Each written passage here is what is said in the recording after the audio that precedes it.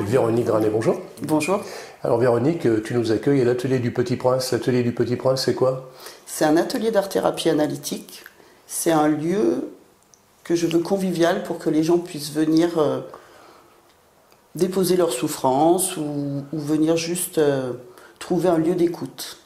Ce lieu, il est ouvert principalement à qui? Aux gens qui sont, comme tu viens de le dire, en souffrance, ils ont à les déposer. Mais c'est des gens, c'est des enfants, c'est des adultes? Il est ouvert à tout le monde. Il n'y a pas de classe d'âge, il n'y a pas de... Il est ouvert à tout le monde, des enfants aux personnes âgées, en passant par des gens qui sont juste un peu névrosés, à des gens qui ont des maladies, à des gens qui se cherchent.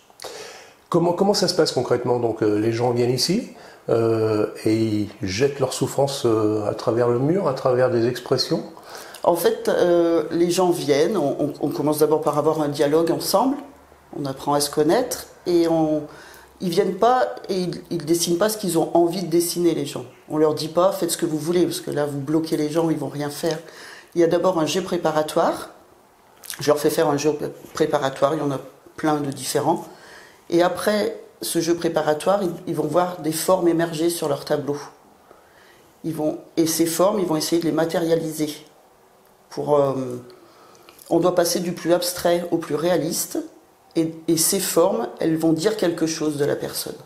Elles vont exprimer ce que la personne a en elle, mais qu'elle ne sait pas exprimer. Comment on devient art-thérapeute, Véronique? Comment c'était venu?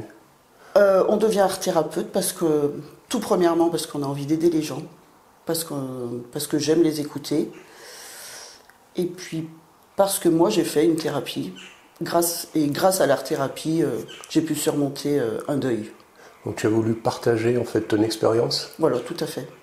Je cherchais un métier pour aider les autres et l'art-thérapie est arrivée au bon moment.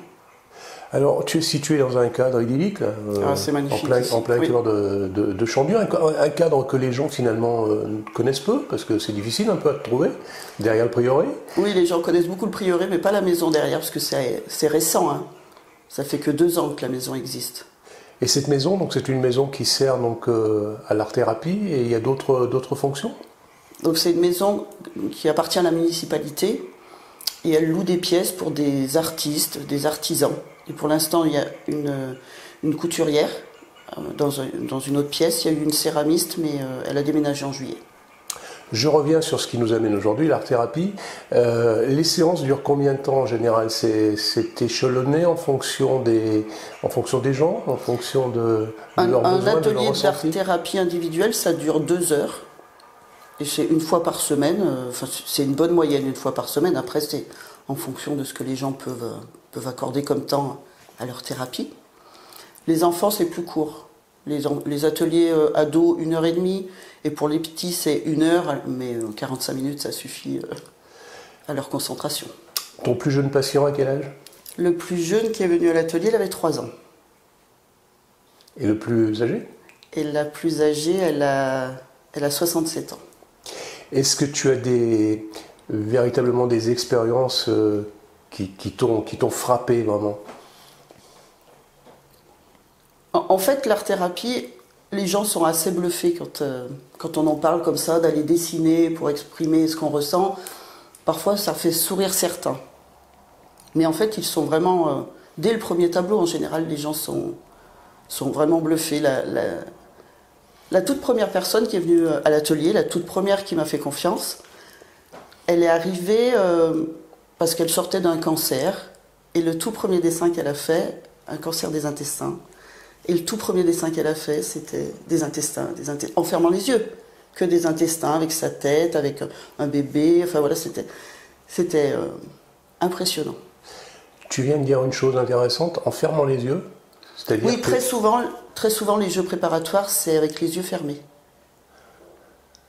Est-ce que, dans cette notion d'art-thérapie, quelque part, ça peut-être refroidir certaines personnes, parce que l'art, c'est pas donné à tout le monde. Est-ce que véritablement, il faut avoir des dons de peintre, des dons aucun don.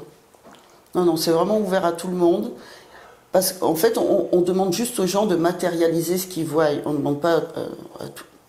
Si vous voyez un chat, il faut qu'il ressemble à un chat, mais c'est pas... Enfin, voilà, tout le monde n'a pas des dons de peinture. On veut juste que ça ressemble à ce que les gens voient, le plus fidèlement possible.